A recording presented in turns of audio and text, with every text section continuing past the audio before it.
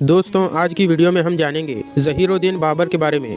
दोस्तों बाबर ने ही मुग़ल सल्तनत की बुनियाद रखी थी। वही मुग़ल सल्तनत कि जिसने भारत पर 300 सालों से भी ज़्यादा वक्त तक हुकूमत की थी।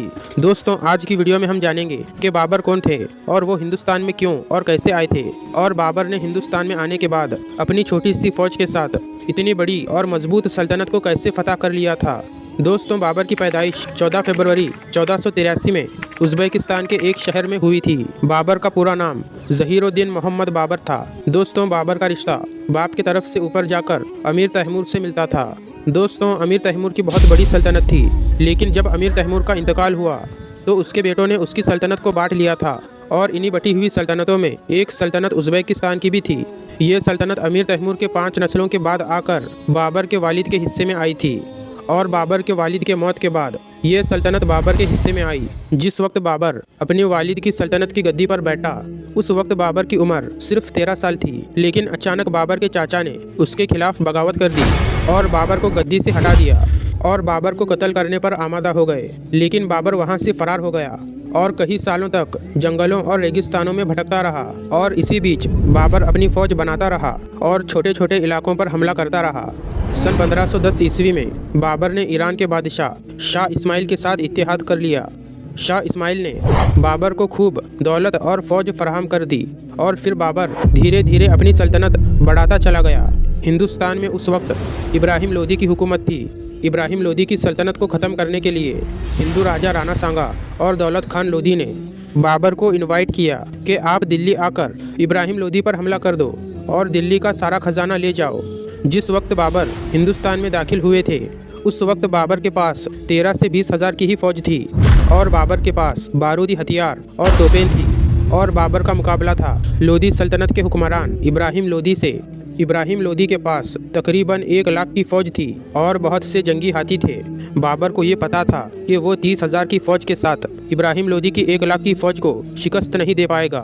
इसीलिए बाबर ने अपनी हिकमत अमली से इब्राहिम लोदी को हराने की सोची। इब्राहिम लोदी सोच रहा था कि वो बाबर को आसानी से हरा सकता है, और एक दिन पानीपत के मैदान में बाबर और इब्राहिम लोदी के बीच खतरनाक जंग शुरू हो गई।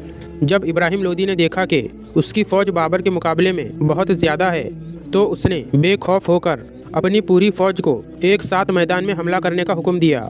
जब इब्राहिम लोदी के हाथी बाबर की तरफ आए तो बाबर ने फौरन तोपों से हमला करने का हुक्म दिया। तोपों की तेज गरज सुनकर इब्राहिम लोदी के हाथी खौफजदा हो गए और उल्टे पैर दौड़ने लगे, और इब्राहिम लोदी के अपने ही हज़ारों सिपाहियों को कुचलते चले गए, जिसकी वजह से लोदी की पूरी फौज में भगदड़ मच गई। इब्राहिम लोदी इस हमले को रोकने के लिए अपने खास सिपाहियों के साथ खुद बाबर पर हमला करने के लिए आगे बढ़ा, मगर बाबर ने इब्राहिम लोदी को घेर कर एक खतरनाक हमला किया। इब्राहिम लोदी इस हमले से बच ना सका और इब्राहिम लोदी इस जंग में मारा गया। इब्राहिम लोदी की मौत होते ही उसकी फौज भाग खड़ी हुई।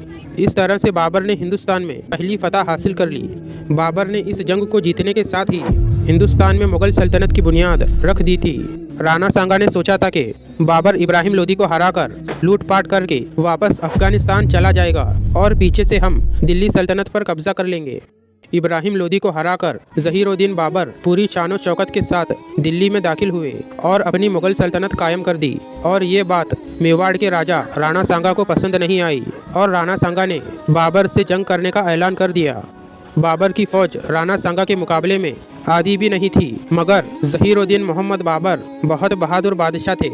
1527 को खानवा की जंग शुरू हुई। ज़हीरुद्दीन बाबर ने राणा सांगा के खिलाफ वही स्ट्रेटजी अपनाई जो बाबर ने इब्राहिम लोदी के खिलाफ अपनाई थी, और इस बार बाबर के पास 50 से ज़्यादा तोपें थी और कई बारूदी हथियार थे। जब जंग शुरू हुई तो चंद घंटों में ही राणा सांगा जख्मी हो गया, और राणा सांगा की इतनी बड़ी फौज भाग खड़ी हुई और बाबर ने इस जंग को भी फतह कर लिया। दोस्तों कई लोग कहते हैं कि बाबर क्रूर, अत्याचारी और हिंदुओं का दुश्मन था, मगर जब हम बाबर की लिखी हुई किताब बाबरनामा पढ़ते हैं तो हमें पता चलता है कि बाबर ने अपने बेटे हुमायूं को ये वसीयत की थी कि मेरे बेटे, सबसे पहले तो ये कि मज़हब के नाम पर सियासत ना करना, आप अपने दिल में मजहबी नफ़रत को बिल्कुल भी जगह ना देना, लोगों की धार्मिक भावनाओं को और उनकी इबादत गाहों का ख्याल रखना, उनको नुकसान ना पहुंचाना, और सब लोगों के साथ इंसाफ से काम लेना।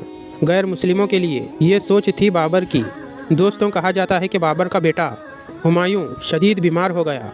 इसलिए बाबर ने अल्लाह से ये दुआ की कि या मेरे रब, तू मेरी उम्र मेरे शहजादे को लगा दे और इसकी बीमारी मुझे दे दे। दोस्तों अजीब बात थी कि कुछ ही वक्त में हुमायूं तो ठीक होने लगा और उसी वक्त बाबर बीमार पड़ने लगा और 1530 ईस्वी में बाबर का इंतकाल हो गया। बाबर ने सिर्फ 4 साल ही हुकूमत की थी, लेकिन इन्हीं 4 सालों में बाबर ने एक ताकतवर सल्तनत कायम कर दी थी, जिस सल्तनत ने भारत पर 300 सालों से भी ज़्यादा वक्त तक हुकूमत की थी। दोस्तों आज की वीडियो को हम यहीं पर ख़त्म करते हैं। Don't forget to like and subscribe for more videos.